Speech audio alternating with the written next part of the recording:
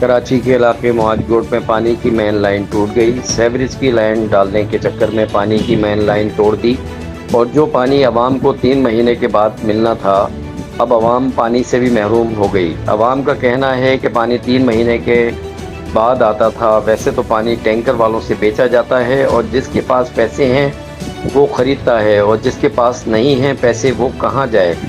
ये तोहफ़ा दिया है पाकिस्तान पीपुल्स पार्टी वालों ने हमें बल्दियाती इलेक्शन में। तो पूरे बहुत बड़े बड़े वादे किए जाते हैं, जीतने के बाद पता नहीं ये कहाँ गायब हो जाते हैं। और वाटर बोर्ड वालों से भी आवाम की गुजारिश है कि पानी की मेन लाइन टूटी हुई है और आवाम पानी ना होने की वजह से इंतहाई परेशानी का शिकार हैं। तो खुदारा ये जो पानी का मसला है इसको पहले हल करो।